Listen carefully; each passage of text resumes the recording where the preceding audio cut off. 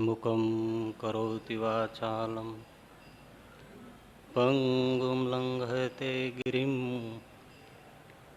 યત્કૃપાતમહં વંદે પરમાનંદમાધવં.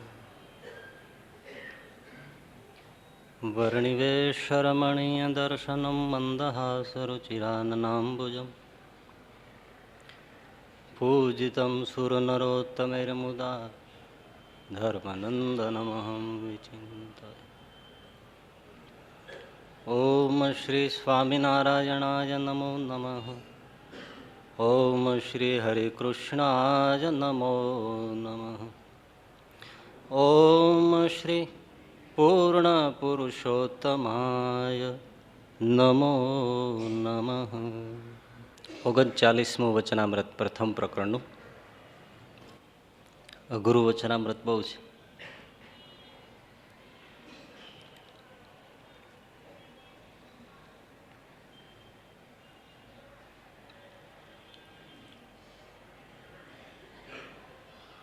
કેટલાને રસ પડે આમાં?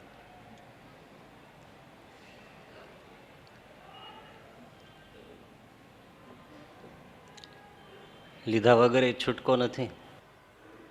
સંવત 1876 મહાસુદી ત્રીજને દિવસ દાદાના દરબારમાં લીમડાના વૃક્ષ નીચે ઢોલિયા ઉપર શ્રીજી મહારાજ બેઠા છે અને સામે સંતો અને ભક્તો બેઠા છે. એમાં એક વેદાંતી બ્રાહ્મણ આવીને પણ બેઠો છે. એને શ્રીજી મહારાજે પ્રશ્ન કર્યો કે ભાઈ, તમે એક બ્રહ્મનું પ્રતિપાદન કરો છો અને તે વિના જે જીવ, ઈશ્વર, માયા, જગત તથા વેદ, શાસ્ત્ર, પુરાણ તે સર્વેને મિથ્યા કહો છો, એ વાત અમને સમજાતી નથી તથા માન્યામાં આવતી નથી. માટે તમને પૂછીએ છીએ, તેનો ઉત્તર કરો. તે વેદ, શાસ્ત્ર, પુરાણ, સ્મૃતિ, ઇતિહાસ તેની સાંખ્ય કરીને કરો, પણ કોઈક કલ્પિત ગ્રંથને વચને કરીને કરશો તો અમે તેને નહીં માનીએ, અને જો વ્યાસજીના વચને કરશો તો અમારા માન્યામાં આવશે, કેમ જે અમારે વ્યાસજીના વચનમાં દ્રઢ પ્રતીતિ છે. પછી તે વેદાંતિએ ઘણી પ્રકારની યુક્તિઓ લાવીને ઉત્તર કરવા માંડ્યો, પણ શ્રીજી મહારાજે તેમાં આશંકા કરી, માટે તે પ્રશ્નનું સમાધાન થયું નહીં. પેલી થોડીક પાયાની વાત સમજો. વેદ એક, એના 4 ભાગ કર્યા: સામવેદ, ઋગ્વેદ, યજુર્વેદ અને અથર્વવેદ. 4 વેદ, 4ના પાછા 4 ભાગ છે: સંહિતા, બ્રાહ્મણ, આરણ્યક, ઉપનિષદ. જે બ્રાહ્મણ ગ્રંથો છે એમાં યજ્ઞને વિધિ વિધાન છે, એટલે એ બ્રાહ્મણ ગ્રંથોને કર્મકાંડ વિષયક કહેવામાં આવે છે. વેદનો એ કર્મકાંડનો ભાગ છે. સંહિતા છે એમાં ઇન્દ્ર, વરુણ, વાયુ, અગ્નિ આદિ દેવની સ્તુતિ છે. બીજા સૂક્તો છે: શ્રી સૂક્ત, ભૂ સૂક્ત, વિષ્ણુ સૂક્ત, પુરુષ સૂક્ત. આ દેવતાઓ અને ઈશ્વરની સ્તુત્યાત્મક ભાગ છે. આરણ્યકની અંદર એ દેવતાઓ છે એનું પ્રતિકાત્મક ચિંતન છે.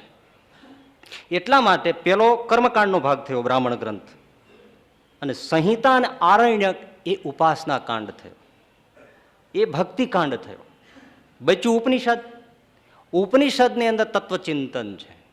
જીવ, ઈશ્વર, માયા, બ્રહ્મ, પરબ્રહ્મ, જગતની ઉત્પત્તિ, સ્થિતિ, પ્રલય, આ તત્વચિંતન છે, નરું તત્વચિંતન. એટલે એ જ્ઞાનકાંડ કહેવાય. એ ઉપનિષદ એને વેદાંત કહેવામાં આવે છે. વેદાંત શા માટે? વેદનો અંત ભાગ. અંત ભાગ એટલે સાર ભાગ, નિષ્કર્ષ ભાગ, એસેન્સ, સિદ્ધાંત. અને આત્મા અને પરમાત્માનું જ્યાં ચિંતન છે એના સિવાય બીજો સાર કયો મોટો? એટલે એને વેદાંત કહેવામાં આવે છે, ઉપનિષદને.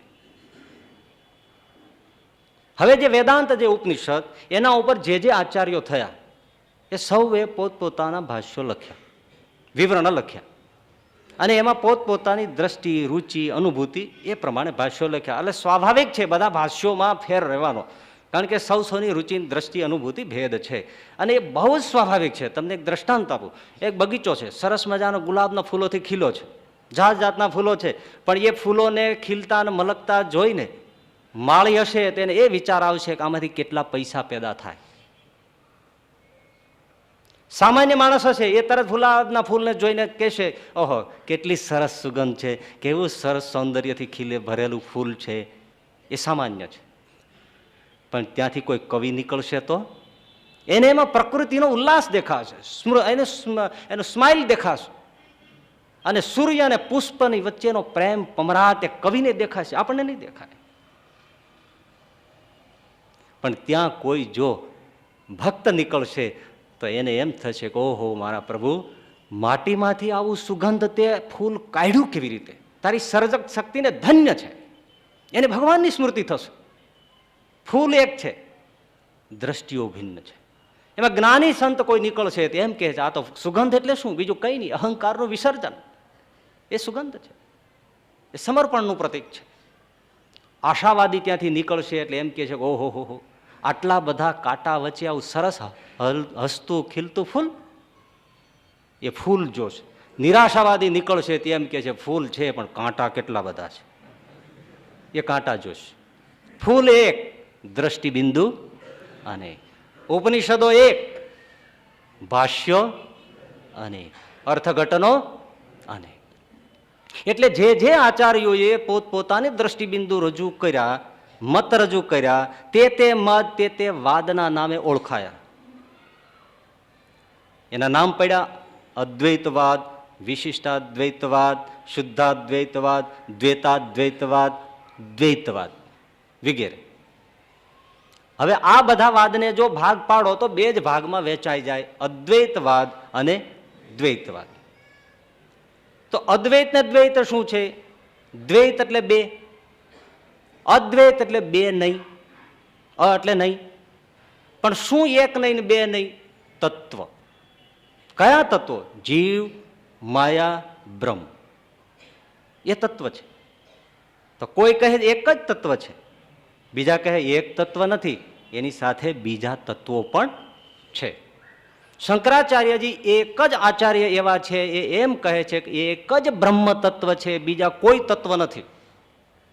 જીવ પણ નથી, માયા પણ નથી, જગત પણ નથી. બીજા આચાર્યો કહે ના ના ના ના ના, એક બ્રહ્મ તત્વ તો છે જ, સાથે જીવ તત્વ પણ છે, માયા તત્વ પણ છે. એટલે એ બધા આચાર્યો દ્વૈતવાદી થયા. એક કરતા વધુ તત્વોની વાત કરી. શંકરાચાર્ય અદ્વૈતવાદી થયા, કારણ કે એક જ તત્વની વાત કરી, અદ્વૈત, બીજું નહીં. તો ભાઈ પૂછે ને ભાઈ તમે અદ્વૈતની વાત કરો છો કે એક જ બ્રહ્મ તત્વ છે, તો તમારો આધાર શું કહેવાનો? તો કે વેદों में लिखा है, उपनिषदों में लिखा है. देखो छांदोग्य उपनिषद में देखो, एकमेवा द्वितीयम ब्रह्म, एकम एक एवं ज અદ્વિતીયમ બીજું નહીં, દ્વિતીય બીજું એટલે નહીં. એક જ બ્રહ્મ તત્વ છે, ઉપનિષદ में लिखा है. એ મંત્ર है.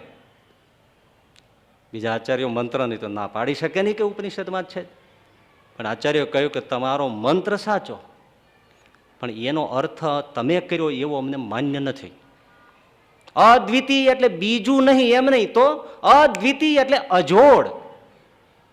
અજોડ એના જેવું બીજું નથી. બે અર્થ છે. અદ્વિતીય બીજું નહીં, અદ્વિતીય યુનિક, બીજું નથી, જોડ નથી. એના જેવું કોઈ નથી, એની ઉપરવટ કોઈ નથી, પણ નીચે તો છે. કોણ છે? જીવ છે, માયા છે, આ તત્વો છે. તો શંકરાચાર્યજી કહ્યું કે મને તમારો એ અર્થ માન્ય નથી. હું એમ જ કહું છું કે એક જ બ્રહ્મ તત્વ છે, બીજા નીચે કે ઉપર કે સમાન કોઈ તત્વ નથી. પેલા આચાર્યો કે પણ એમ કેમ કહી શકો તમે? આ દ્રશ્યમાન જગત આમ દેખાય છે, આ ભિન્ન ભિન્ન બેઠા એ જીવ દેખાય છે, અને તમે એમ કહો કે જીવ તત્વ નથી, માયા તત્વ નથી, દ્રશ્યમાન જગત છે. શંકરાચાર્યજી કહે એ દેખાય છે છતાંય નથી. કેમ નથી? જુઓ, દરિયા કિનારે છીપોલી પડી છે, સૂર્યનો પ્રકાશ આવે છે, તો એ છીપોલીમાં ચાંદી દેખાય છે. આપણને શું લાગે? ચાંદીનો ટુકડો પડ્યો છે. ઘણા નથી કોકા કોલાનું ઢાંકણું રૂપિયો સમજીને લેવા જાય, પછી એવો ભૂંડો લાગે. અને એમાંય ન કરે નારાયણને જો દમલેલ થૂકી ગયો હોય તો મોટો ચાંદીનો સિક્કો લાગે. તો છીપોલીમાં ચાંદી દેખાય, ચાંદી છે પણ ચાંદી છે દેખાય છે છતાં છે, જોજો ખોપડા તોડે એવી વાતો હોય છે. આ તો છાંટો જ લેવાનો છે આપણે. ચાંદી દેખાય છે પણ છે ના. મૃગજળ દેખાય છે, જળના લોઢ ઉછળે છે. બોલો તમે એમ કહો છો નથી દેખાતા? દેખાય છે તો જળ છે ના નથી. દોરડું પડ્યું છે, અંધારું છે, લાગે છે કે ઘરમાં સાપ પડ્યો છે. ઓય બાપરે, સાપ છે દેખાય તો છે પણ નથી. હા, આવી રીતે આ જગત દેખાય છે છતાં નથી. તો પેલા આચાર્યો કે ભલે દેખાય છે તમે કહો છો નથી, પણ વ્યવહાર થાય છે એનું શું? આ વ્યવહાર થાય છે બધું મળ્યા જેમાં આવ્યા ગયા આ બધો વ્યવહાર થાય છે એનું શું? તો કે વ્યવહાર તો દોરડું પડ્યું છે ને સાપ દેખાય છે તો એનાથી માણસ ભાગે છે, ડરે છે, ધ્રુજે છે, દોડાદોડી કરે છે. એ વ્યવહાર જ કરે છે, એ વ્યવહાર સાચો જ છે. પણ ત્યાં સાપ ક્યાં છે? એટલે તમે આ જગતની વ્યાવહારિક સત્તા છે એમ સ્વીકાર કરો, બાકી પારમાર્થિક સત્તા નથી, એટલે કે છે નહીં. એટલે શું છે? મિથ્યા છે. મિથ્યા એટલે આપણે બધા સમજીએ છીએ કે જૂઠું છે, નાશવંત છે, એવો અર્થ દર્શન શાસ્ત્રમાં દાર્શનિક ભાષામાં થતો નથી. મિથ્યા એટલે છે જ નહીં. આ એક અર્થ પકડી રાખો. મિથ્યા દાર્શનિક શબ્દ એટલે છે જ નહીં, અસ્તિત્વ જ નથી. જગત નામનું કોઈ તત્વ જ નથી, જીવ નામે કોઈ તત્વ જ નથી. બસ એકમેવા દ્વિતીયમ બ્રહ્મ. શું છે? એકમેવા દ્વિતીયમ, એક બ્રહ્મ છે, બાકી બીજું કાંઈ નથી. આ થયો અદ્વૈતવાદ. શું થયો? એ અદ્વૈતવાદને જે માને એને કહેવાય અદ્વૈતવાદી. એ અદ્વૈતવાદી વ્યક્તિનું બીજું નામ પડ્યું વેદાંતી. રૂઢ નામ. વેદાંતી શું કામ કહેવામાં આવે? એક વેદાંતને જ માને, બીજા બ્રાહ્મણ ગ્રંથો, સંહિતા ગ્રંથો, ઉપાસના ગ્રંથો, પુરાણ શાસ્ત્ર એને બહુ માને નહીં. માને તો થોડા થોડા અથવા ફેંકી દે, નિરુપયોગી માને. પણ એક વેદાંતને જ માને માટે એને વેદાંતી કહેવામાં આવે છે. એટલે રૂઢ થઈ ગયું વેદાંતી એટલે અદ્વૈતવાદી. એવો વેદાંતી શ્રીજી મહારાજની સભામાં બેઠો છે. આટલું તમને સમજાવવા માટે આટલું કીધું. પણ તમને મજા આવી ને? આટલું સરળ કરતા નાકે દમ આવી જાય એવો વેદાંતી સભામાં આવીને બેઠો છે. એમાં પણ શુષ્ક વેદાંતી. તમે વચનાત્મા શબ્દ વાંચો છો, એ આ શુષ્ક વેદાંતી છે. શુષ્ક વેદાંતી શું છે? એ વળી કોણ છે? વળી એ કોઈ પ્રાણી છે? હા, એ એવો છે કે વેદાંતી જે માને છે અદ્વૈતવાદને એનાથી ઓવર જાય છે. શુષ્ક વેદાંતી છે. આપણે જેમ સર્વોપરીમાં નથી ઓવર વયા જતા. નહીં ગણપતિ, નહીં હનુમાનજી, નહીં શિવજી, નહીં રામ, શ્રી કૃષ્ણ આદિક અવતારોને માનવા, એ ઓવર ગયા કહેવાય. એમ આ શુષ્ક વેદાંતી, વેદાંતી જે માને છે એનાથી પણ ઓવર જાય છે. શેમાં? તો કે ઓલા તો એમ કહે છે કે જીવ નથી, માયા નથી, જગત નથી. આ કે એટલું જ નહીં, તો વેદ, શાસ્ત્ર, પુરાણ, ઇતિહાસ, સ્મૃતિ, ગુરુ, શિષ્ય, ઉપદેશ, ઉપદેષ્ટા કંઈ નથી. એને શું કહેવાય? શું કહેવાય? એવો શુષ્ક વેદાંતી મહારાજની સામે આજે બેઠો છે. એને મહારાજે કહ્યું કે બોલો, તમે એ કહો છો કે એક જ બ્રહ્મનું પ્રતિપાદન કરો છો અને એમ કહો છો કે આ બધું કંઈ જ નથી, કંઈ જ નથી. તો હવે તમે અમને સમજાવો, અમને તો માન્યામાં આવતું નથી. હવે એમણે શું આશંકા શંકા કરી અને ચર્ચા ચાલી એ લખી નથી, લખવાની જરૂર પણ નથી. એના ગ્રંથોમાં ઉપલબ્ધ છે. એમાંથી આપણે છાંટો પી લઈએ એટલે એ માયલું જ ત્યાં ચર્ચાઈ હોય, એથી બારું ન હોય. એટલે પેલા વેદાંતિએ કીધું કે સુનો સ્વામિનારાયણ, ऐसा है हमारा ब्रह्म कैसा है अद्वैत, देखो वो शास्त्रीय है. अच्छा कैसे? सतएव सौम्य इदम अग्र आसीत, एक सत तत्व જ હતું. નેહ નાનાસ્તિ કિંચન એકમેવા દ્વિતીયમ બ્રહ્મ. એ બ્રહ્મમય કહીએ છીએ કેવું છે? નિષ્કલમ, નિષ્ક્રિયમ, શાંતમ, નિર્વદ્યમ, નિરંજનમ, નિર્ગુણમ, નિરાકારમ, નિરેન્દ્રિયમ બ્રહ્મ. આવું છે. સજાતિ, વિજાતિ, સ્વગત, ભેદ શૂન્યમ. આવું અમારું બ્રહ્મ છે. નિર્ગુણ, નિરાકાર, નિરંજન, ઇન્દ્રિય વગરનું નિર્વિશેષ એવું એકમાત્ર બ્રહ્મ છે, જે સજાતિ, વિજાતિ, સ્વગત, ભેદથી રહિત છે. બહુ લાંબુદામાં કરી શકાય એવું છે નહીં અત્યારે. એવું એક બ્રહ્મ તત્વ છે. અને આ જે જગત દેખાય છે એ છે નહીં, ભાસે છે. જેમ પેલી છીપોલીમાં દેખાય છે. આપણે નહીં વિજ્ઞાનમાં ભણતા ત્યારે આપણે પાણીના વાસણમાં લાકડી મૂકતા અને લાકડી ત્રાસી દેખાતી, પણ હકીકતમાં ત્રાસી હોતી. પ્રકાશનું પરાવર્તન થવાથી એ લાકડી ત્રાસી દેખાય છે, જેને વેદાંતિઓ વિવર્તવાદ કહે છે. કે સૂર્યના પ્રકાશથી છીપોલીમાં ચાંદીનું વિવર્ત થાય છે નહીં, અને છતાં હુબહુ લાકડી ત્રાસી દેખાય છે. એમ જગત દેખાય છે પણ છતાં છે નહીં, ભાસે છે. રજ્જુ દોરડીમાં સાપ ભાસે છે. માયા સત તત્વ નથી, એટલે એનાથી થયેલી સૃષ્ટિ પણ સત હોઈ ન શકે. આ અમારો મત છે. એટલે સ્વાભાવિક આપણને હવે જોજો આ વાત ગળે ઉતરી ગઈ ને. આમ તમે જુઓ ને, તમે કોઈ વેદાંતિને સાંભળવા જાઓ એટલે વાત એકદમ તમારે એમ લાગે કે ના, એ ડીટો ટુ ડીટો ચાલે છે, એ ટુ ઝેડ ચાલે છે, બરાબર. અને ખોટું તમે ના કહી શકો ને. આ દ્રષ્ટાંતો કેવા છે, તમને ગળે ઉતરી જ ગયા હોય બધાને. આમાં નોખું પાડીએ ત્યારે ખબર પડે. હવે આ પ્રકાશનું પરાવર્તન થાય છે, છીપોલીમાં ચાંદી દેખાય છે, આ જગત દેખાય છે, અને આખરે આ જગતમાં પ્રપંચ છે અને આમાં કશુંનું કાંઈ નથી. ગળે ઉતરી ગયું કે વાત સાચી છે ના. એટલે તરત સામે હવે શંકા આવે છે કે તમે એમ કહો છો કે દોરડામાં સાપ દેખાય છે, છીપોલીમાં ચાંદી દેખાય છે. હા, અમને શંકા એ થાય છે કે ક્યાંક ચાંદી જોઈ હોય, ક્યાંક સાપ જોયો હોય, એ અસલ હોય, એને જોયો હોય તો પછી અહીંયા ભ્રાંતિ થાય. તો ક્યાંક તો ચાંદી સાચી હશે ને, ક્યાંક તો સાપ સાચો હોવો જ જોઈએ. એમ તમે કહો છો જગતની ભ્રાંતિ થાય છે, કબૂલ, પણ ક્યાંક જગત તો સાચું હશે ને, નહીતર આ ભ્રાંતિ કેમ ન થાય? ભ્રાંતિ કેમ થાય? દોરડામાં સાપની જ ભ્રાંતિ થઈ, હાથીની, ઘોડાની, ગધેડાની કેમ ન થઈ? ચીમ ના થઈ? મને કહો, ચીમ ના થઈ?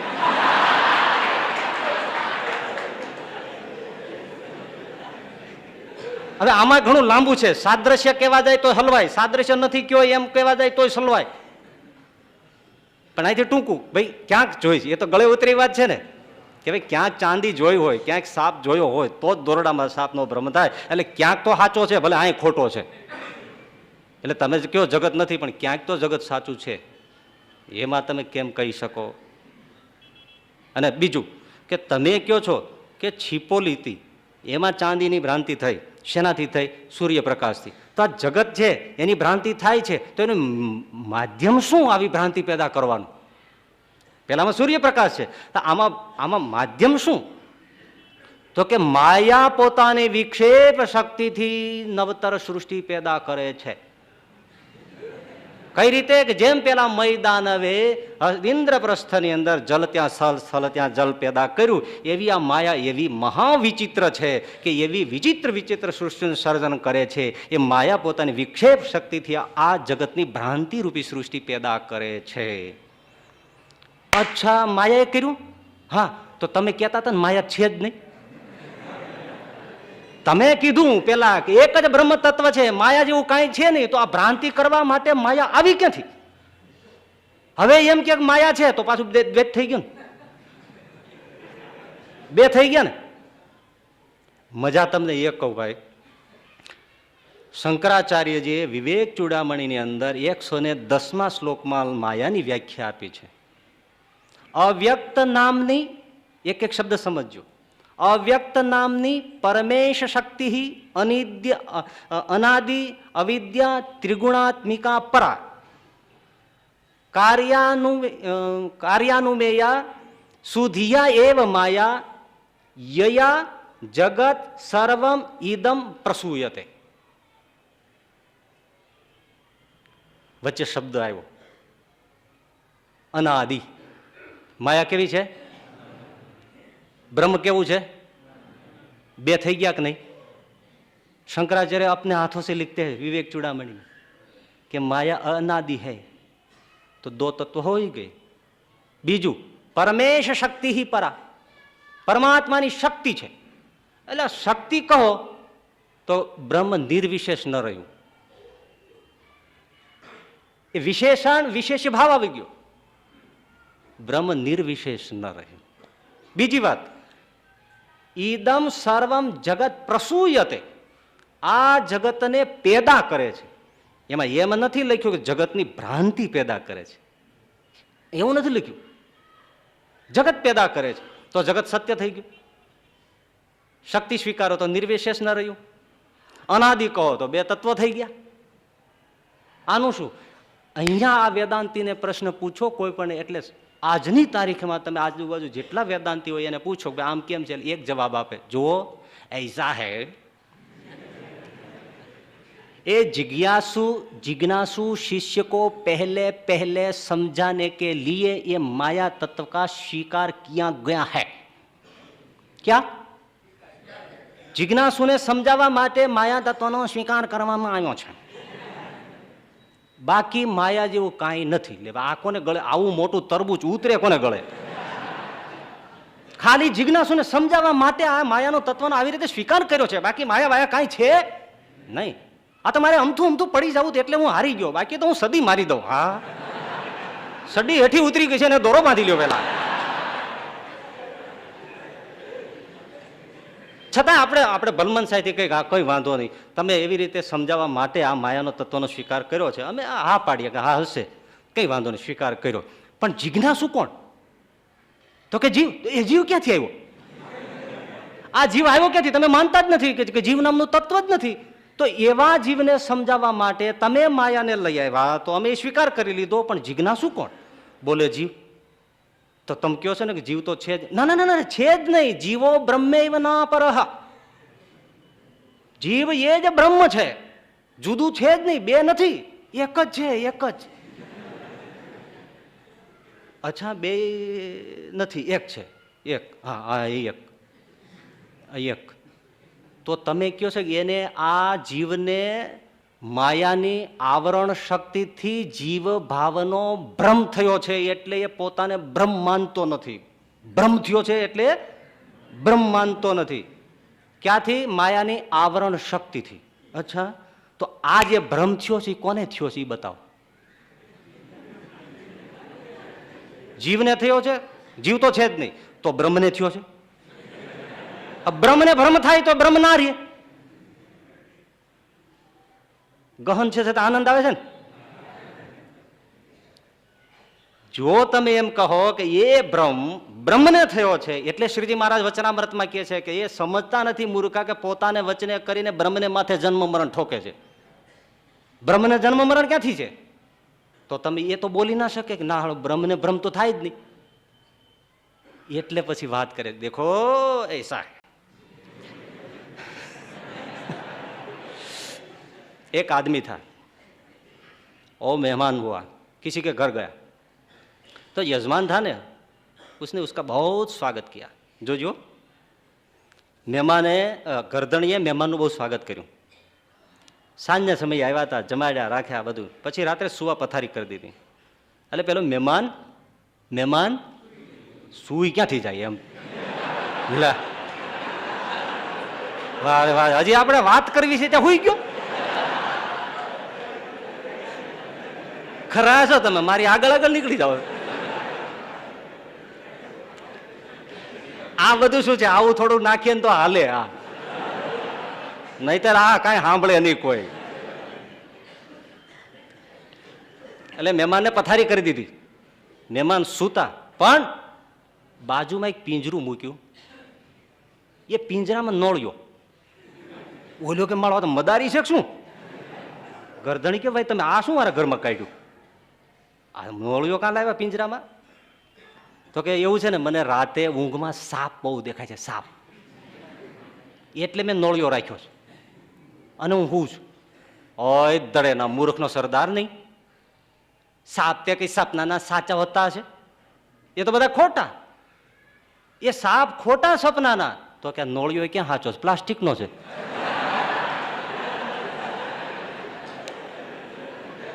એ પ્લાસ્ટિકનો છે. ये दृष्टांत बताकर वेदांती कहते हैं देखो एक झूठ को झूठ समझाने के लिए दूसरा झूठ हम पैदा करते हैं, बाकी न तो जीव है, न तो कोई माया है, न तो कोई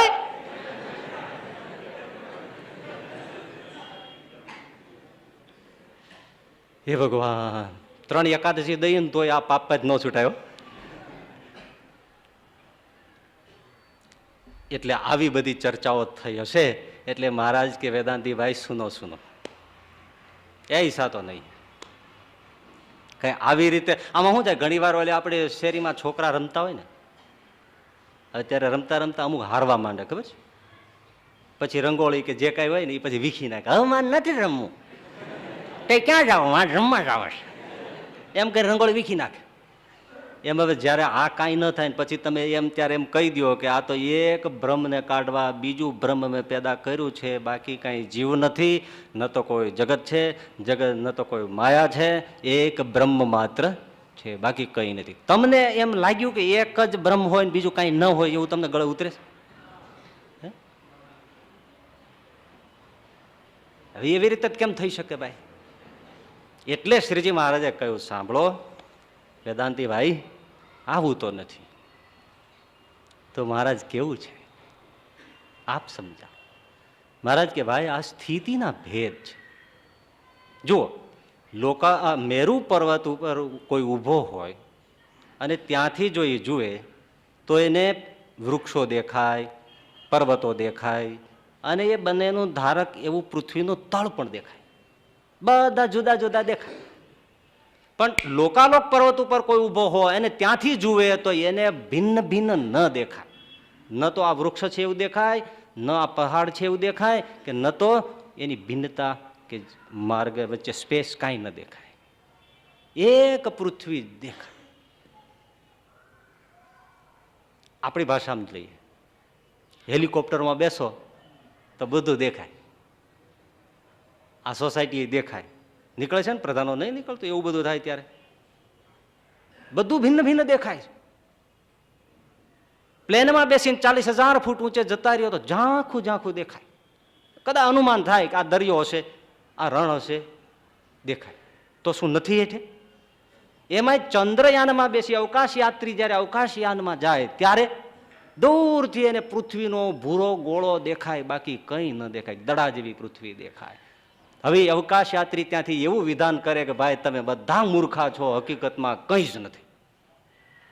તો એ કેવું લાગે ભ્રામક? છે બધું છે ભાઈ, પણ તમે એટલે ઊંચે વયા ગયા છો ને એટલે તમને હવે દેખાતું નથી. શ્રીજી મહારાજ બીજું દ્રષ્ટાંત બહુ સરસ આવ્યું. ક્યાં વાત કહી! સૂર્યના રથમાં બેઠો હોય તેને રાત્રિ દિવસ નથી ભાઈ, પણ અહીંયા રાત્રિ દિવસ છે. એ જરા હળા કે એવી સ્થિતિમાં હોય એટલે બે સ્થિતિ સમજાવી. મેરુ પર્વત ઊભો હોય અને બધા વૃક્ષો પર્વતો દેખાય છે, એ સવિકલ્પ દશા છે, જ્યાં વિકલ્પ છે. વિકલ્પ ભેદ, એ ભેદ દેખાય છે. એ રહા એ રહા એ રહા એ ભેદ દેખાય છે. આ જીવ છે, આ માયા છે, આ ઈશ્વર છે, આ બ્રહ્મ છે. પણ જે નિર્વિકલ્પ સ્થિતિવાળા મહામુક્તો છે મહારાજ કહે એને આ કંઈ ભેદ નજરમાં આવતા નથી. એને તો સર્વનું ધારક એટલે કે જીવ, ઈશ્વર, માયા એ બધાનું ધારક એવું જે બ્રહ્મ એ જ દેખાય છે, બાકી બીજું કંઈ નજરમાં આવતું નથી. માટે એમ કહે છે આ એકમાત્ર બ્રહ્મ છે, બાકી જીવ, ઈશ્વર, માયા વગેરે છે ને છે. એટલે તમે આમ જુઓ, મને એક વિચાર એ આવ્યો, એટલે નિષ્કુળાનંદ સ્વામી એમ કહેતા હશે ને કે એવા એવા મહારાજ પ્રશ્નના ઉત્તર કરતા કે જ્યારે કોઈ શ્રવણે સાંભળ્યો ન હોય, હે એવા પ્રશ્નના ઉત્તર મહારાજ કરતા. એવું છે આ ઉત્તર, આ જવાબ તમે ક્યાંય ખોળો, અમે તો વાંચવામાં નથી આવ્યો. હવે તમે કોઈ વિદ્વાનો હો ને તમને હાથ આવ્યો હોય તો બધા ખબર નહીં હોય. આવો ઉત્તર, આવું સમાધાન, અને પાછી સટીક સચ્ચી વાત કે આ જ છે. અને વાત એ સાચી. ઉપનિષદોમાં સવિકલ્પ, નિર્વિકલ્પ મતલબ ભેદ અને અભેદ પરક બંને શ્રુતિઓ છે. બંને એવા સ્થિતિઓના વચનો છે, સ્થિતિવાળા મુક્તોના વચનો ઉપનિષદોમાં છે બંનેના. તમે ભેદ પરક સવિકલ્પ સ્થિતિવાળાના વચનો ઉઠાવો તો મુંડક ઉપનિષદમાં તરત શરૂઆત થાય, દ્વા સુપર્ણા સયુજા સખાયા સમાનમ વૃક્ષમ પરિશસ્વ જાતે. બે પક્ષી છે, એક વૃક્ષ ઉપર બેઠા છે. થઈ ગયા બે. એક ફળ ખાય છે પીપલમત્તી, સ્વાદુ માનીને ખાય છે. બીજું અનઅશ્નન છે, એ ખાતું નથી. અભિચાક શીતી, એ જોઈ રહે છે. બે પક્ષી છે, એમ કીધું જ. તો શ્વેતાશ્વર ઉપનિષદમાં પણ કીધું છે, નિત્યો નિત્યાનામ ચેતનસ ચેતનાનામ એકો બહુનામ યો વિદધાતિ કામાન. એ લખ્યું છે. બધા છે, ઘણા છે. ક્રિયા ગુણેરાત્મ ગુણેશ્ચ તેષામ સંયોગ હેતુર અપરોપી દ્રષ્ટ. શ્વેતાશ્વર ઉપનિષદ. હવે અભેદ પરક નિર્વિકલ્પ સ્થિતિવાળા હોય તો એના પણ વચનો છે. છાંદોગ્ય ઉપનિષદ દોડ્યો તો એમાં તમને મળે તત્વમ અસી, તત્વમ અસી, તત્વમ તું છે. અભેદ છે, નિર્વિકલ્પ દશામાંથી બોલાયેલું વચન છે. તત્વમ અસી, અહમ બ્રહ્માસ્મી. બૃહદારણ્યક, અહમ બ્રહ્માસ્મી, હું બ્રહ્મ છું. અભેદ છે, નિર્વિકલ્પ સ્થિતિમાંથી બોલાયેલું વચન છે. બૃહદારણ્યક તમે બીજું છે, ન અન્યો તતોસ્તિ દ્રષ્ટા. આ બૃહદારણ્યકનું વચન છે. તદ્યોહમ સોસૌ યોસૌ સોહમ અસ્મિ. ઐત્રેયનું વચન છે. તો ભેદ અને અભેદ, સવિકલ્પ સ્થિતિવાળા અને નિર્વિકલ્પ સ્થિતિવાળા બધા મુક્તોના બંનેના વચનો ઉપનિષદમાં છે. હવે એક વાત કહું તમને, કહું?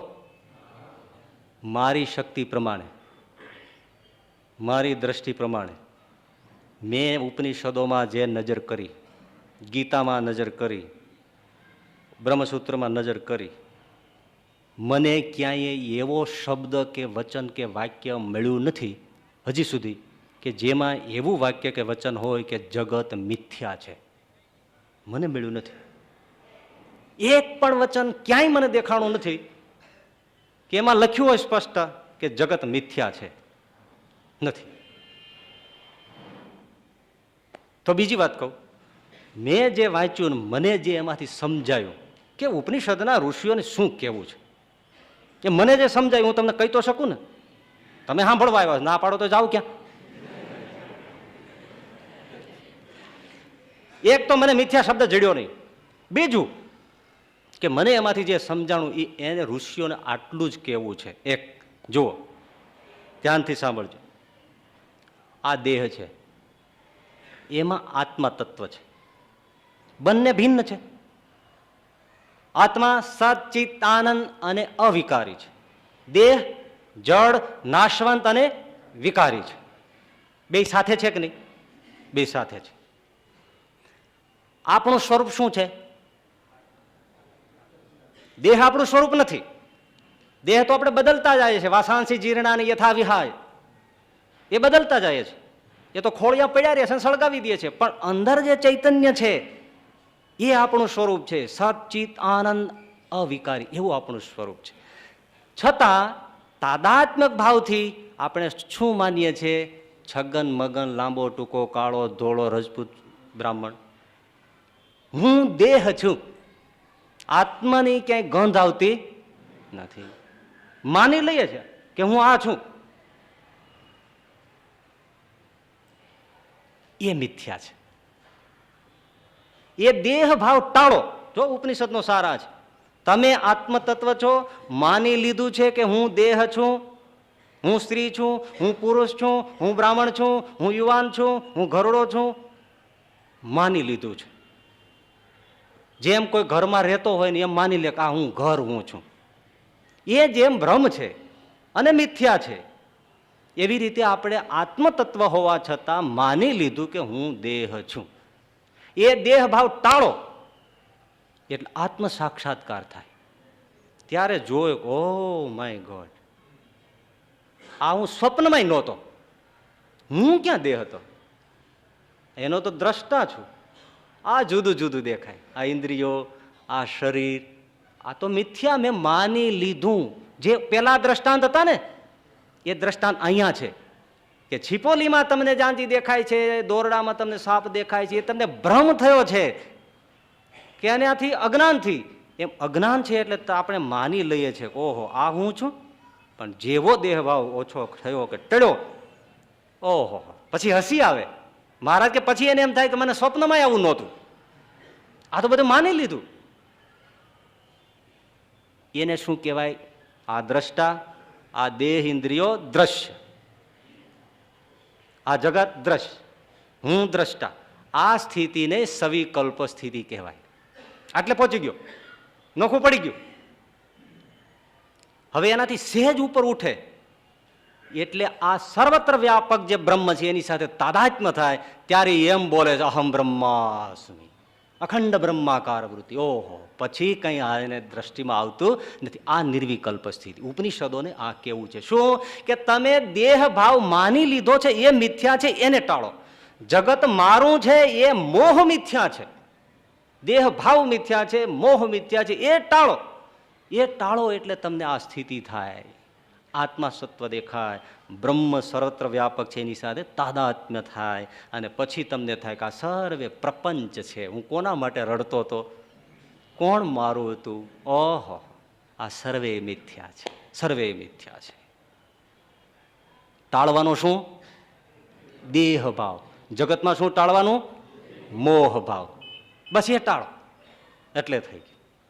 આ સિવાય ઉપનિષદોને કાંઈ કેવું નથી. કીધેલું છે આના માટે, ઘટાવે છે પેલા માટે. એટલે એક તમને ભલામણ કહું, બહુ જ ઉપયોગી. કોઈ પણ ગ્રંથોને મૂળ રૂપમાં વાંચો. કોઈ પણ ગ્રંથને મૂળ રૂપમાં વાંચો, સીધા વાંચો અને તમે જાતે વાંચો. સમજવા જ હોય તો. કોઈ પણની ટીકા, વિવરણ, ભાષ્ય સાથે જો પહેલી વાર તમે વાંચી લીધા એટલે તમારા મગજમાં પૂર્વગ્રહ ફિક્સ થઈ ગયો. હવે સાચો અર્થ હાથમાં નહીં આવે. પણ આજે લોકો વાંચતા જ નથી. કદાચ કંઈ ન સમજાય તો કોઈનું ભાષ્ય કે ટીકા પછી વાંચો, પણ વાંચ્યા પછી મૂળ ગ્રંથ સાથે સરખાવો. એને વફાદાર છે? જો વફાદાર ન હોય તો અટકી જાઓ. અરે ત્યાં સુધી કહું કે તમે કોઈને સાંભળવા જાઓ વક્તાને, તો જે ગ્રંથ ઉપર સાંભળવા જતા હો એ ગ્રંથને પહેલા તમે જાતે જુઓ અને સીધું સીધું જ જુઓ. પણ આજે ગાઈડનો જમાનો છે. છોકરાઓ શાળા કોલેજમાં કોઈ ટેક્સ્ટ બુકને અડતા નથી, ગાઈડને જોઈ લે છે. એટલે જ્ઞાનમાં કચ્ચા અને જીવનમાં કચ્ચા અને નકરા બચ્ચા.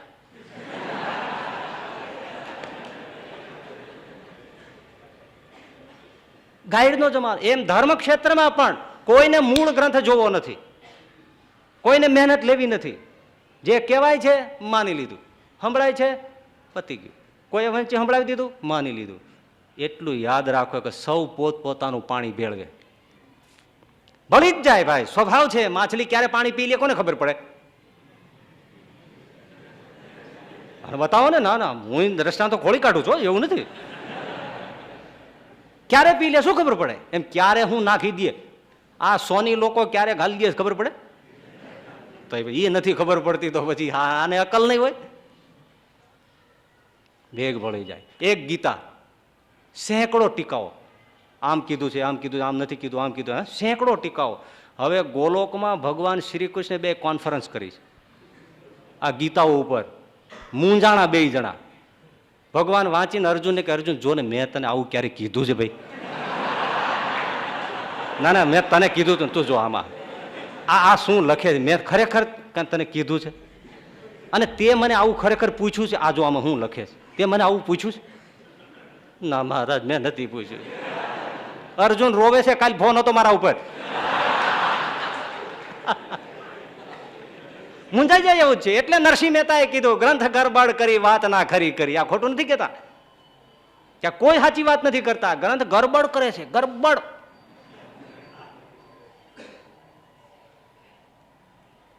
પાણી ભળી જાય છે. એટલે શ્રીજી મહારાજે કીધું વેદાંતિભાઈ જો તમે ઉત્તર કરો તો મને વાંધો નથી, પણ એક વસ્તુ યાદ રાખો કે વ્યાસને વચને કરજો, કલ્પિત વચને કરશો નહીં. કલ્પિત વચને કરશો તમે નહીં માનીએ. આ તમને હું કયો એટલી વાર કહીને પણ તમને આ મગજમાં ઉતારવા માંગુ છું. કલ્પિત વચને કરીને નહીં, શ્રીજીના વચન દેખાડો. આપણા માટે સાર લેવાનો છે. કોઈ પણ વચનામૃત ઉપર, શિક્ષાપત્રી ઉપર ગમે તે ટીકાઓ, ઘણા ગ્રંથો બહાર નીકળી જાય છે, વાંચીને રોવું પડે કે આ શું લખે છે. શિક્ષાપત્રી ઉપર એવી વ્યાખ્યાઓ થાય કે બૈરાઓ સાથે સાધુઓએ બોલાય, જોવાય, બુદ્ધિ વાપરીને લખાય. પણ તમે સીધું વાંચો ને. હવે કોઈને એમ કહીને એટલો બિઝનેસ ચલાવતા હોય લંડન અમેરિકામાં, અમે કંઈક તમે શું કામ આવું કરો છો, ભૂલા પડવાના જ ધંધા છે. તમને વચનામાં સીધું તો વાંચો. તો કે અમને એમાં કાંઈ સમજાતું નથી. લે, તમને કાળા ધોળા કરવાનું બધું સમજાય છે, ભાઈને શીશામાં ઉતારી દેવાનું બરાબર સમજાય છે.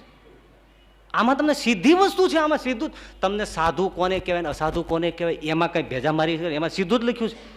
શિક્ષાપત્રીમાં ચોખ્ખું લખ્યું હોય છે કે બહેનો સાથે કેમ રહેવું, આની સાથે કેમ રહેવું. એ તમને નથી સમજાતું. એ કોક કે સમજાય ત્યારે સમજાય છે. તમારા ખોપડામાં ગોબર ભર્યું છે, ગોબર. સીધી ભાષામાં ગાયનું છાણ ભર્યું છે એમ. કે તમને આટલું નથી સમજાતું. મૂળ તસ્દી નથી લેવી કોઈને, અને એનો મોટો લોસ પોતાને જાય. કારણ કે પૂછડા વગરની ગાય પકડી છે. બાંડી બાંડી બાંડી સીધા વાત. કલ્પિત વચને કરીને અમે નહીં માનીએ. વ્યાસના વચન બતાવો, વચનામૃતમાં જો આમાં ઘણા આવતા હોય છે, દુઃખ નહીં લગાડું, મારે કેવું પડે એટલું હું કહું છું. વચનામૃતમાં મહારાજે સર્વ અવતારોનો સ્વીકાર કર્યો છે. હા, આદર સાથે માન્ય છે. હવે યુક્તિ પ્રયુક્તિથી કોઈ અવતારોનું ખંડન કરે ત્યારે એ પોતાનો કલ્પિત વચન છે. વફાદાર ન રહ્યા. કલ્પિત વચન એટલે ભલે મૂળ ગ્રંથનો આધાર લીધો હોય, પણ અર્થઘટન પોતાનું કર્યું એટલે એ બધા જ વચનો, વિવરણો, ગ્રંથો કલ્પિત કહેવાય. સર્વ અવતારોનો સ્વીકાર, રામ, શ્રી કૃષ્ણ આદિનો, બરાબર. છતાંય કોઈ અવતારોનું ખંડન કરે તો અમે નહીં માનીએ. કલ્પિત વચન છે. વચનામૃતમાંથી ખોળીને બતાવો કે આમાં કીધું છે. ના, નથી. અચ્છા, શ્રીમદ ભાગવત આદિ સત્શાસ્ત્રોને અમારા આશ્રિતોએ માનવા, વાંચવા, પાઠ કરવા, ભગવાનના ગુણાનુવાદ ગાવો, એમાંથી ભક્તિ પ્રાપ્ત થાય છે. જે જે અવતારે કરીને, જે જે સ્થાનકને વિશે જે જે લીલા કરી હોય એને સંભાળી રાખવી. ત્યારે એ શ્રીમદ ભાગવત આદિ શાસ્ત્રોનો છેદ ઉડાડી નાખે તો કઈ આ તમારો કલ્પિત વચન છે, અમે નહીં માની. આમાં બતાવો, આ વચનામૃતમાં બતાવો. ત્રીજી વાત, વચનામૃતમાં ક્યાંય શ્રીજી મહારાજે કહ્યું નથી કે સાધુનું ધ્યાન થાય, કોઈ સંતનું ધ્યાન ન થાય, મુક્તનું ધ્યાન ન થાય, સિદ્ધનું ધ્યાન ન થાય, બ્રહ્મવેત્તાનું ધ્યાન ન થાય. છતાંય કોઈ ઇન્ટરપ્રિટેશન રોંગ કરીને સાધુનું ધ્યાન કરે કે કરાવે એ કલ્પિત વચન છે. આમાં બતાવો. આમાં નથી. વરતાલનું પાંચમું, સરખી સેવા કરવાનું કહ્યું છે, સરખી ઉપાસના કરવાનું કહ્યું નથી. એનો અર્થ કોઈ, હા, ભગવાનની જેમ સરખી સેવા કરો. ભગવાન, તમે જે રીતે છોકરાઓને સેવા કરો છો, શું ભગવાનની જેમ જ કરો છો? ત્યારે જ મોટો થાય છે ને. એમ સાધુની સેવા, ભક્તની સેવા ભગવાનની જેમ એમ સેવા કરો. ભગવાનને અર્થે જેમ ખર્ચ કરો છે આના માટે ખર્ચ કરો. પણ મૂર્તિઓ પધરાવીને ઉપાસનાનું ક્યાં લખ્યું છે? એને થાળ કરો, જમાડો, ભગવાનને પ્રસાદીય કરીને જમા, સેવા કરો. એ તો છે, એ તો વૈદિક પરંપરા છે. कजा को रोक देती है, कजा को रोक देती है दुआ रोशन फकीरों की, कजा को रोक देती है दुआ रोशन फकीरों की, भला मंजूर है अपना तो कर खिदमत फकीरों की. કરો, સેવા કરો. પણ એનો કોઈ અર્થ ઉપાસનાનો કરે તો એમ કહે ભાઈ એ તમારું કલ્પિત વચન છે, આમાં નથી. એટલે આપણે શાસ્ત્રીજી મહારાજ ગુરુદેવે એક બહુ સરસ વાત કરતા, વિદ્વાન અને વકીલ સરખા. વિદ્વાન અને વકીલ સરખા. વકીલ શું કરે? સાચાનું ખોટું, ખોટાનું. હવે જોજો, બિલકુલ ખોટું સાચું કરી નાખે, પણ ખરેખર સત્ય છે ત્યાં નથી ને, પણ કરી દે છે ને. બુદ્ધિથી કરે છે, લોજિકથી કરે છે, અને કોઈ ના ન પાડી શકે. એટલે કહ્યું તર્કો પ્રતિષ્ઠા. તર્કની કોઈ પ્રતિષ્ઠા નથી. એની કોઈ બેઠક જ નથી. લર્ક થાય એ તર્ક કહેવાય. આમ કરો આમ ડોલી જાય, આમ કરો આમ ડોલી જાય. ઘઉંનો લોટ, ભાખરી બનાવો, પૂરી બનાવો, શીરો બનાવો, રોટલી બનાવો, પાપડ બનાવો, બનાવો જે બનાવો બનાવો. तर्क एवो है. तर्क तो वैश्या जैसा है, ये किसी का नहीं है. जो चाहे उसके साथ बैठ जाता है. विद्वान वकीलो गमे ते रीते ऊभું કરે છે એવી જ રીતે વિદ્વાનો ધર્મશાસ્ત્રમાં મૂળ ગ્રંથનો આધાર લઈને પોતાને જે કેવું છે એવો પિંડો મસાલો બનાવે છે, એવું ગળે ઉતારી દે છે કે સત્ય ક્યાંય છેટું રહી જાય છે. એટલે સત્યને પામવું છે સીધું સીધું હાથ વગું છે, હેન્ડી છે, બિલકુલ સામે પડ્યું છે. પણ જ્યારે તર્કને પનારે પડે છે ત્યારે જે અસત્ય પેદા થાય છે એ અસત્ય ખરેખર બહુ ભયંકર હોય છે. હા, સાક્ષરા વિપરીતા રાક્ષસા ભવંતિ, એ બુદ્ધિથી જ થાય છે, કારણ કે મૂળ વસ્તુને ઢાંકી દે છે. તર્ક પોતાને જે કેવું છે ને એનો પછી આગ્રહ બંધાઈ જાય. તમને ખબર છે, એક વાત પકડાવી જાય ને એને મતમોહ કહેવાય. પછી પકડ્યું મૂકે નહીં. હા, એક બેન જ્યોતિષી પાસે ગયા, મજા દેખો. એટલે જ્યોતિષી આમ હાથ જોયો, ડાબો નહીં જમણો. હા, કદાચ બહેનોનો ડાબો જોતા હોય, મને ખબર નથી હો. એવું કહે છે કે બહેનોનો ડાબો જોવે અને પુરુષોનો જમણો જોવે, ખબર નહીં શું હોય છે. આમ હાથ જોયો, કીધું, ગંભીર થઈ ગયા જ્યોતિષી. મારે તમને કહેવાય નહીં પણ આમાં છત્રભંગ યોગ છે. એટલે 1 મહિનાની અંદર તમારા માતા પિતા ગુજરી જશે. બોલી કે એમ?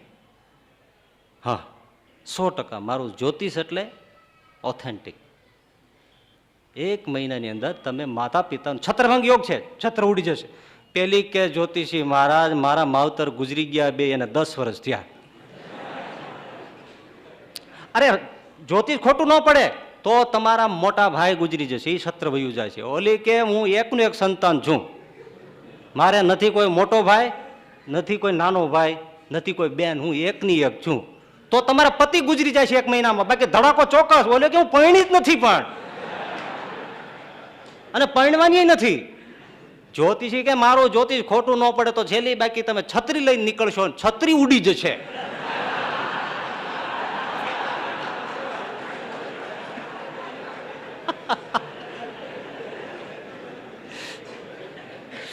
આ મતમોહ છે, પાછું ન પડવું બસ. અને આપણે વ્યવહારમાં ક્યાં પછી ખબર પડે હાવ ખોટા છીએ, હાવ ખોટા છીએ તો પાછા નથી પડતા ને. તો વિદ્વાનો તો શેના પાછા પડે? બસ. એટલે સમજો, ધર્મ ક્ષેત્રમાં પણ એવું છે, શાસ્ત્રોમાં આવું ઘણું થાય છે. એટલે શ્રીજી મહારાજ કે કલ્પિત વચને નહીં, અમને વ્યાસના વચનોમાં વિશ્વાસ છે, એમ આપણને શ્રીજીના મૂળભૂત વચનોમાં વિશ્વાસ છે, એમાં બતાવો. એટલે ભલા આ તમે વિવરણોમાં કોઈનામાં આમાં જશો ને તો તમે બહુ મોટી ખોટ ખાશો. સીધા જ ડાયરેક્ટ છે. આમાં શું મને તે નથી લાગતું, આમાં હું નથી સમજાય એવું. અને છતાંય આપણે કહ્યું ન સમજાય એવું, કોઈને સાંભળો, કંઈ વાંચો, પણ પાછું જુઓ કે આને વફાદાર છે કે નહીં. જો ખરેખર તમારો પ્રામાણિક અભ્યાસ હોય તો તમને જરૂર ભેદ પડે કે આને વફાદાર નથી. મેં જે 4 બાબતો બતાવી હમણાં, એમાં તો કોઈ બુદ્ધિ લડાવવાની જરૂર નથી. સીધું મહારાજ સ્પષ્ટ કહી દે છે. હવે એમાં પછી તમારે વિવરણની જરૂર શું છે? પણ પિંડો બનાવે. ઓલા કોઈ બતાવે કે આમાં લખ્યું છે કે બ્રહ્મ વેતાનું ધ્યાન ન થાય, તો કે બ્રહ્મ વેતાનું લખ્યું છે, બ્રહ્મ રૂપનું થોડું લખ્યું છે. બ્રહ્મરૂપનું થાય. આ પિંડો બનાવ્યો, પિંડો મોટો. અને તમે કહો આ વાત સાચી, મને ઘણા મળે છે એવા, મને કે આમાં લખ્યું છે પણ આનું નથી લખ્યું એટલે અમારે આ થાય. મેં કીધું હવે આમાં તો આપણું કઈ હાલે નહીં, છત્રી ઉડી જાય છે એમ. એ નક્કી. કેટલો મોટો હાનિ પોતાના જીવનને. એટલે શ્રીજી મહારાજ કહે છે કે ભાઈ વેદાંતી, મૂળ વસ્તુ એ છે, ભેદ છે, જીવ છે, ઈશ્વર છે, માયા છે, બ્રહ્મ છે, આ કોઈ કલ્પિત નથી, એ વાસ્તવિક છે. પછી એક બીજી બહુ સરસ વાત કરી મહારાજ કે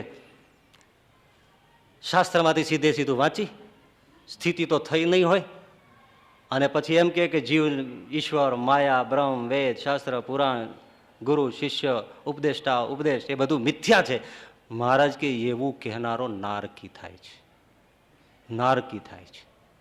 આહા, એટલે સ્થિતિ હોય તો બોલે. હજી હું તો કઉ છું, અવકાશ યાત્રીને અધિકાર છે કહેવાનો. ક્યાંયથી મને કાંઈ દેખાતું નથી, ખોટું કે. પણ આપણે અહીં બેઠા બેઠા કહ્યું મને કાંઈ દેખાતું નથી, તો હાલ્યો જ અમારે હાલ્યો જઈ, તું મોય હાલ, તારી વાહે વાહે અમે હાલી, ભણના દીકરા હાલ.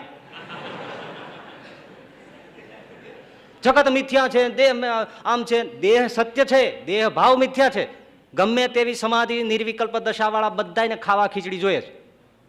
હવે આમાં ક્યાં દેહ મિથ્યા થયો? દેહ વાસ્તવિક છે, જગત વાસ્તવિક છે, દેહ ભાવ મિથ્યા છે, મોહ ભાવ મિથ્યા છે. નીકળી જાઓ દિવાલમાંથી જો, વાસ્તવિક છે. સ્થિતિ થઈ હોય તો બોલો. હા, એ પેલો મુસ્લિમ મંસૂર, આહા, હા, બગદાદનો, ભારતમાં રહ્યો, ગંગાને કિનારે સાધુઓને સેવા, બ્રહ્માકાર દ્રષ્ટિ થઈ ગઈ. હા, અનલ હક, હક એટલે ખુદા. હું ખુદા છું, અહમ બ્રહ્માસ્મિ, અહમ બ્રહ્માસ્મિ ના નારા લદાવે. ભાઈ બગદાદની શેરીઓમાં, પછી અહીંથી ભારતથી પછી બગદાદ ગયા, પણ અનલ હક, હું ખુદા છું, હું ખુદા છું. એના ગુરુ હાથ પકડી લે, મૂર્ખ બોલમાં તને મારી નાખશે. કારણ કે મુસલમાનોમાં તો કોઈને ખુદા કહેવાય નહીં, ખુદા અહીંયા આવતો નથી. ખુદા તો એક છે, બીજા બધાને ફિરસ્તા છે. અહીંયા ક્યાંથી તું આવ્યો? ખુદ पैगंबर ने कहा था कि मैं पैगंबर हूं, फिरस्ता हूं. उसने भी नहीं कहा कि मैं खुदा हूं, खुदा आते ही नहीं यहाँ, और तू बोलता है मैं खुदा हूं. अनल हक, अहम ब्रह्मास्मि. गुरु जानता था बात साची है. एना जुन्नैदेना गुरु के बेटे मैं जानता हूं, मेरी भी अनुभूति है, तू जिंदा रहे वो मेरा भाव है, मेरी सुहृदता है, तू जिंदा रहे, मरे मत, तू काटा जाएगा, बोले मत. आंसू सारता सारता मंसूर बोलो, गुरुदेव मैं क्या बताऊं, जब तक आपके पास बैठा हूं तो थोड़ा नीचे उतरता हूं, मुझे होश रहती है कि ये सब है, मैं क्या हूं, पर जब मैं यहां से हटता हूं तो मेरी खुमारी चढ़ती है, पीधी प्रेम सू रहा है, मैं दीवाना हो जाता हूं और मैं बोल उठता हूं, जल अनल हक, अनल हक, अहम ब्रह्मास्मि, अहम ब्रह्मास्मि.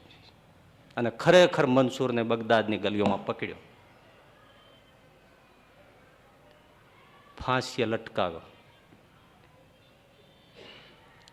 જલ્લાદ આવ્યો, છડાપ દઈને એક તલવાર મારી હાથ અહીંથી કાપી નાખ્યો મંસૂરનો. તો એને દદડતા હાથમાંથી લોહીમાંથી લઈને વજ્જુ કર્યું, નમાઝ માટે જે વજ્જુ કરે, આહા. બીજો કાપ્યો, ખડખડાટ, એક પછી એક હાથ અને પગ કાપવામાં આવ્યા. અને મંસૂર अनल हक, अनल हक, पता ही नहीं है देह काटी जाती है. बोलो, देह काटा जाता है, पता ही नहीं है, हंसता है. मुझे आज आनंद है, मैं कितने समय से कह रहा था लोगों को, मेरे सामने देखो, मेरी आंख में देखो, मेरी निगाह से निगाह मिलाओ, मेरे चेहरे पे देखो, मेरे रुख पे देखो. किसी ने मेरे सामने आंख उठाकर नहीं देखा, पर आज मुझे यहाँ लटकाया है तो लाखों की मेदनी मेरे सामने देखकर खड़ी है, मुझे आनंद है. अनल हक, अहम ब्रह्मास्मि. ओहो, आने बोलવાનો અધિકાર છે. હવે જે આવું બોલતો હોય અહમ બ્રહ્માસ્મિ, એક સૂળ એડાડી જોવી, 15 फुट ठेकड़ो मारे साहब. मंसूर को अधिकार है. बात समझ में आई कि नहीं? आ एक एक वचन में मारो बाप केवू भरी दे छे तमने कहूं. શું વાત કરે છે. શ્રીજી મહારાજ ને પરમહંસો એ ભુજના હમીર સરોવરમાં નાવા ગયા, એ સંતો, એ સહજાનંદ સ્વામી પાસે ખજાનો છે.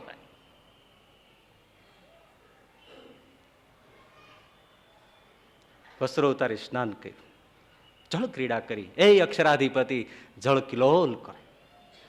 હે બ્રહ્માનંદ સાહેબ, હે બધા સંતો, આહા હા, જળ ઉડાડતા હોય.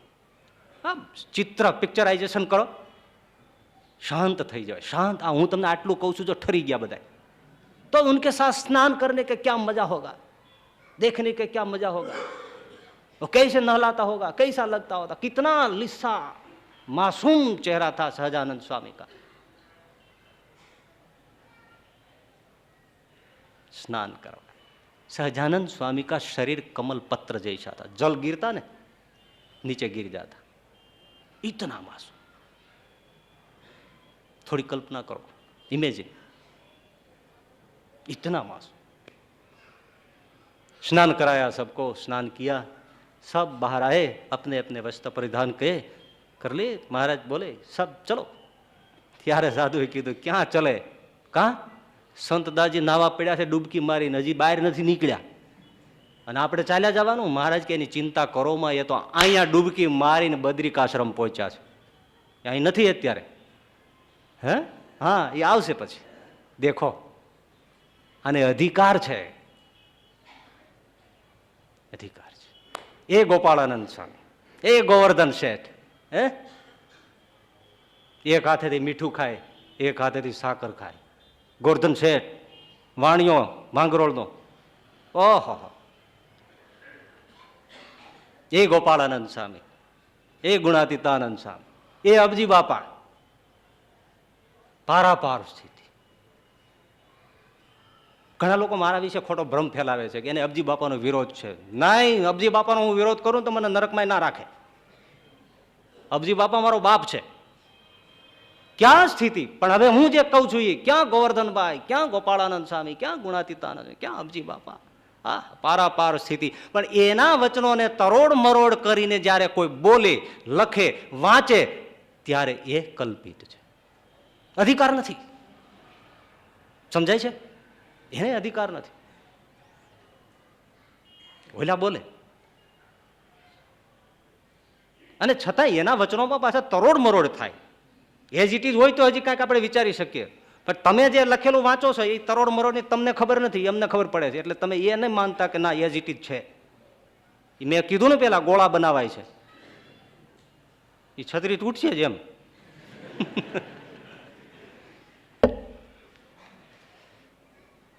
મને અમેરિકામાં એક જુવાનીઓ મળ્યો, ડીડીભાઈ. મને કે અમારી બધી વાત ચાલી, પછી એમાં આ જે આપણે ઓવર જતા હોય ને એ મને કે હાવ જુવાનીઓ, હજી હા સત્સંગનો હા ન આવ્યો હોય, પણ ક્યાંકથી આમ પી ગયા હોય એવું. મને કે અમને રામ અને શ્રી કૃષ્ણ આની કોઈ ગણતરી જ નહીં. ને કીધું લે, જાણે નથી ઘણા લોકો બિઝનેસમેન વાત કરતા કે મારા ખિસ્સામાં તો આટલા પ્રધાન છે, ડાબા ખિસ્સામાં એટલા છે, એમ નથી કહેતા? આટલા ખિસ્સામાં લઈને ફરું છું. કોલેજ વાળા એની રીતે કહેતા હોય આટલા ખિસ્સામાં છે, આટલા. આવી વાત જાણે આમાં રામ રાખ્યા હોય ને આમાં કૃષ્ણ રાખ્યા હોય, ખિસ્સામાં લાગીને ભરતો હોય, એવી વાતો કરવા માંડી. મેં કીધું બહુ કહેવાય. પાછું મેં કીધું તો હનુમાનજી ગણપતિ એનું પૂછવા જેવું હોય જ નહીં, પૂછવાનું જ ન હોય. તોય મેં હિંમત કરી. મેં કીધું સારંગપુરમાં ગોપાળાનંદ સાહેબ દાદા બેસાડ્યા છે, તો તમે એ બાજુ નીકળો. ના રે, ત્યાં શું કામ છે મારે હનુમાનનું શું કામ છે? મેં કીધું હાલો, હનુમાનજીનું કામ ન હોય તમારે, પણ ત્યાં ગોપાળાનંદ બાપ સાક્ષાત બેઠો છે, ઉनको પ્રણામ કરીને કે જાઓ. તો કે એની હારે બેઠા છે, મારે ત્યાં શું જરૂર છે? લે જોવો, શુષ્કો વેદાંતિનો બાપ ટંગલો જ ચડી ગઈ, દેશી ભાષામાં કઈ ટંગલો જ ચડાવી દીધી. એ કે એની સાથે બેઠા છે ને. વાહ વાહ વાહ. એ આ જો સીધું ન વાંચ્યાના પરિણામ. હો, હવે નારકી ન થાય શું થાય તમે કહો છો? સીધું વાંચો. મણિધરને માથે તો ત્રિભુવનભાઈ કહેતા અમારે, મણિધરને માથે તો મણિ છે, પણ તું કાં ડોલે બાંડી ઘો. એ જે છે એને તો સ્થિતિ છે, પણ તું બાંડી ઘો કાં ડોલે, તારે તો કાંઈ નથી, ટાઈલે પડી ગઈ છે. મણીની તો ક્યાં વાત, ટાઈલ પડી ગઈ છે, ટાઈલ. સ્થિતિ વગરનો બોલો. ઇન શોર્ટ, એટ લાસ્ટ, પેલી વાત સાચો સાથ. જો એને વળગશો, પકડશો, તો મૃત્યુ સમય એક મૃત્યુ પછી એ કામ આવશે. એક બીજું, નિર્લેપ ગૃહસ્થ, કર્તવ્ય ધર્મ બજાવો, માવતરની, સાસુ સસરાની, બધાની સેવા કરો, આદર રાખો, નો એટેચમેન્ટ, નિર્લેપ દશા. બસ. ત્રીજું, જગત સત્ય છે, દેહ સત્ય છે, બધાને જોઈએ છે, પણ દેહ ભાવ મિથ્યા છે, મોહ ભાવ મિથ્યા છે, મમ ભાવ મિથ્યા છે, અહમ ભાવ મિથ્યા છે. ચોથી વાત, કલ્પિત વચનોને નહીં માનીએ. આમાં હોય વચનામૃતમાં હોય, શિક્ષાપત્રીમાં હોય, સીધું સીધું વાંચો, એ કયો એ માનીશ. અને પાંચમી વાત શું? સ્થિતિ વગર બોલવું નહીં. આટલી જ વાત આમાં 5 સરસ મજાની આવી. યથાશક્તિ મેં તમને સમજાવવા પ્રયાસ કર્યો. મને તો ખૂબ ખૂબ આનંદ આવ્યો. તમને જે થયું હોય તમે જાણો. પણ આમાં જે કાંઈ સાચું અને સારું કહેવાયું હોય તો એને જરા તમે વિચારજો. મૂળ ગ્રંથો સાથે હું પણ તમને કહું, આની સાથે તમે મિલાવો. મારી વાત ન મળતી હોય તો મને પકડો કે આમાં આમ કહ્યું છો, તમે જુદું કયો છો. આઈ એમ રેડી. પણ ગોળ ગોળ વાત કરીને તમે તમારું બીજાનું અનુયાયીઓનું કલ્યાણ ન બગાડો, પાપ ન આચરો. જરા આંખ ખોલો. કીધું ને માન્યું એમ નહીં. શાસ્ત્ર અધ્યયન એટલે તો યજ્ઞ કયો છે ભાઈ. આ યજ્ઞ છે. ઉસકે લીએ જલાના પડતા હે સબ. અને ત્યારે અર્થ મળે છે. અને અર્થ મળે ત્યારે અક્ષરાધિપતિ મળે છે. એવી સરસ મજાનું નિરૂપણ શ્રીજી મહારાજે કર્યું છે. આપણને સૌને એ પ્રભુ આપણો સદબુદ્ધિ આપે, સમજવાની શક્તિ આપે અને એમના ચરણમાં પહોંચાય એવી સાધનાનું બળ આપે એવી પ્રાર્થના સાથે વિરમું છું. સહજાનંદ સ્વામી મહારાજ.